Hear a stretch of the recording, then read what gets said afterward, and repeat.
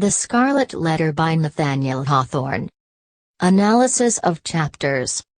Chapter 17, The Pastor and His Parishioner.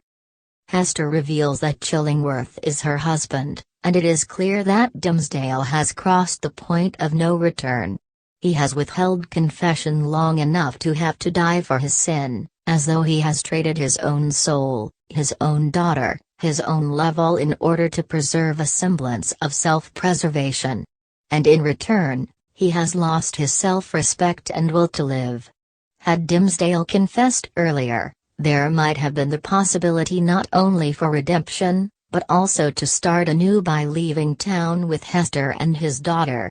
He believes the possibility still exists, but the crush of shame and guilt now deny him the option. It is telling here that Dimmesdale, at first a portrait of unyielding stringency, ultimately forgives Hester. She, after all, has committed a terrible crime by not telling him that Chillingworth was her husband, but we sense that Dimmesdale takes responsibility for this as well. If he had had the courage to confess his sins, then he never would have fallen into the power of such evil. Finally, Dimmesdale is beginning to make amends, and he is coming to believe that he is the root of much evil, which means to him that upon his death, he will open up a path to a new life for everyone else. Chapter 18, A Flood of Sunshine. The image of the forest as the wild place where compassion can flow returns in this chapter. Thus Hawthorne writes about Hester: she had wandered, without rule or guidance, in a moral wilderness, as vast as the untamed forest. Boston, trying to keep a civilized community over against the wild, remains bordered on three sides by the forest, making the wild and its amorality a constant threat to the Puritan society. The townspeople truly believed in the evil of the woods, knowing the godless nature of the wild, and thus retained their insularity in their desire to preserve their settlement's values. But it is in the woods that people find forgiveness for their sins inside the community, as Hester and Dimmesdale discover in their nighttime meeting. In line with this forest imagery, Hawthorne compares Hester's passion to the movement of a brook's water and its seeming sadness, a metaphor that has recurred throughout the novel. The idea of a sad brook, slowly going into the forest, indicates that Hester is lost and does not know where she will end up. In this chapter she makes the decision to follow the brook deeper into the wilderness. In the woods, she is invigorated, brought to a new sense of life, so much so that she lets her hair down and throws away the Scarlet Letter. Notice the title of the chapter, and its repetition of the sunshine motif that we discussed earlier. The sun, of course, is an obvious symbol for redemption and life, but it was blocked earlier by a desire to hide the truth, namely, Dimmesdale's place as Pearl's father. In this chapter, however, Hester finally disposes of the Scarlet Letter, and Dimmesdale takes his place as Pearl's father, welcoming her with love. The sunshine breaks through the darkness of lies, shame and ignorance, and for a brief moment light shines on this newly reconciled, peaceful family. Chapter 19, The Child at the Brookside. Why does Pearl demand that her mother put the Scarlet Letter back on her breast? Pearl cannot imagine her mother without the letter. It may be a centering emblem of security. Pearl also seems to see herself as the living embodiment of the letter, and to throw it away would be to throw her away. Remember that to Pearl it is not a badge of shame so much as a badge of love. At the same time, perhaps Pearl realizes that all is still not well. Dimmesdale must suffer for his failure to confess, and the letter on Hester's breast may become the only living memory of her father. Pearl also could be preserving the only memorial her mother will have of him. Pearl, as Hawthorne pointed out, is the moral blossom at the center of the story. She seems to be the intermediary, in a sense, between the town's values and Hester and Dimmesdale's passion for each other. Indeed, she is at once the product of their lust and the punisher of it, for she demands that Dimmesdale take responsibility for it. Pearl is not content for her father to embrace her in the woods and return to his town as the revered minister. Instead, she wants to be held out on the scaffold as his child and wants to celebrate the letter on his chest as much as she loves the one on her mother's. She is a child of 2 scarlet letters, but Dimmesdale has not revealed his, and her mother comes dangerously close to disposing of hers. Pearl, as the moral blossom, will not have it. Until her parents have brought her out of shame, she will not set them free. Chapter 20, The Minister in a Maze. Dimmesdale's confusion and changed spirit are clearly results of his passionate bonding with Hester in the woods. Still, the evil thoughts that he keeps having are difficult to explain.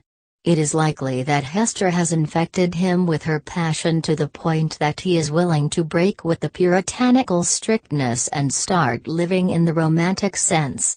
But he naturally assumes that the devil is at work instead, and asks, "Did I make a contract with him in the forest, and sign it with my blood?"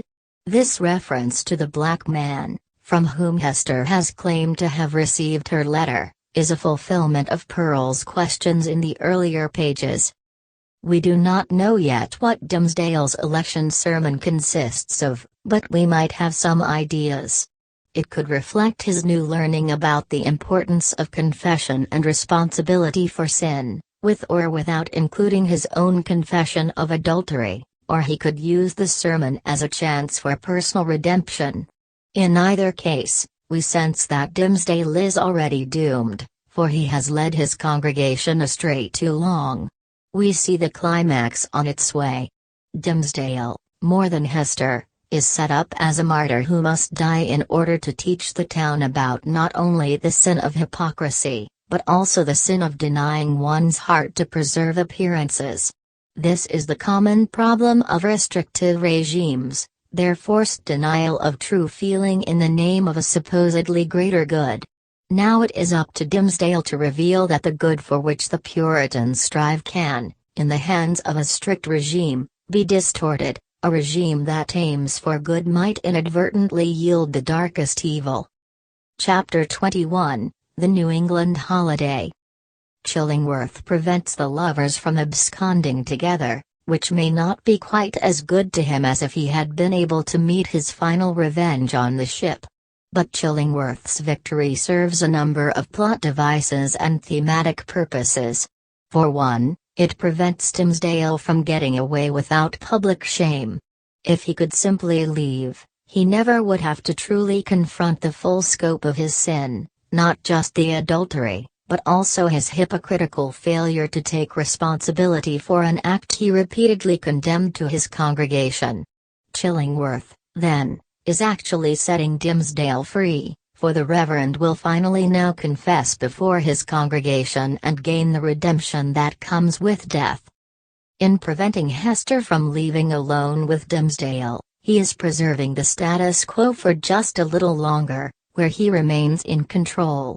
He has become the embodiment of the devil in the sense that he is seeking to gain access to Dimmesdale's body, infect it, and ultimately take it as his own. It is clear that Chillingworth now despises Hester, despite any early idea of returning to her in marriage. It may be more accurate, however, to call this hate a form of self-loathing. The initial mistake, marrying a woman who did not love him, is finally reaching its tentacles back around him. Chapter 22, The Procession. It is, of course, the supposed witch who can see the truth. In this case, Mistress Hibbins claims she already knows the extent of Hester and Dimmesdale's crimes. In the forest, it seems, there is no need for confession, because people live with their actions and take responsibility for them, whereas in town, there are rules and therefore sins, with so much fear and shame attached to sin that people deny the sins in the hopes of preserving their appearances among others. Hester's location, directly next to the scaffold, is the strongest indicator that the climactic revelations will occur in this hallowed place where sins are revealed and punished. Soon Dimmesdale will join her, but no longer as the reverend minister with the power to condemn and guide, but simply as a man hoping for forgiveness. Reverend Dimmesdale has a terrible time, it seems, shedding his identity as spiritual leader and moral compass of the community. But, in a defiant act, he will transfer the role of moral blossom to Pearl. Chapter 23, Revelation of the Scarlet Letter. All is revealed and redeemed in Dimmesdale's final act of confession upon the scaffold. He reveals the scarlet letter that he has imprinted in his own flesh, finally shedding light on his own sin, on his own shame that he could hardly bear. In doing so, he sets Hester and Pearl free, and he dies knowing that morality will live in the body of his young child. Chillingworth, meanwhile, is sabotaged, having lost the body on which he has preyed, and having lost a soul which he believed would never reveal its goodness. As a result, Chillingworth's potency vanishes as well, and it is no surprise that he dies soon after. Of all the characters, Pearl probably changes most from this revelation. She has gone from a child of lust and shame to a child of passion to a child of love and morality, in the confession of imperfection, now basking in the sunlight of truth and in the unconditional love among mother, father, and child. We will learn that Pearl goes on to have a beautiful, happy life, in which she marries and keeps her mother close to her heart, without the ill effects of her torturous early life. She is now our moral compass, pointing towards truth, for it is truth, worn not as a badge of shame, but as a badge of acknowledgement of the realities of human imperfections in spite of human dignity, that will ward off the evil of the puritanical culture of shame. Chapter 24, Conclusion. The conclusion seems almost unnecessary, since the story seemed to end in the previous chapter, but romantic audiences have an interest in following the characters beyond the climactic scene. Poetic justice is occurring here. Chillingworth dies with nothing more to do, and perhaps he found redemption for his vengeance in bequeathing his property to Pearl. Indeed, he found it in his heart to claim her as his own child, perhaps in recognition that he owed a debt to the spirit of Dimmesdale and that Pearl was never a devil's child. Pearl has the successful and happy life she would have had if she had been Chillingworth's legitimate child. As for Hester, perhaps she feels the need to repay her debt of sin by helping the poor and the sick, but more likely she has turned even more fully to living a Christian life of offering help to those whose society sets low in its hierarchy. Realizing that she will not find love again after the death of Dimmesdale and in the wake of so much notoriety, she decides to turn her sunshine upon those who most need it. After all, she now has a new lease on life, with the opportunity to live outside the stringency of society. She can continue to seek peace sincerely, in and from her own heart. She dies alone, but we sense that she has lived a full life, able to ascend to heaven knowing that she has fulfilled not only her duties, but also her love, ensuring that her daughter will continue her legacy of love, truth, and honor.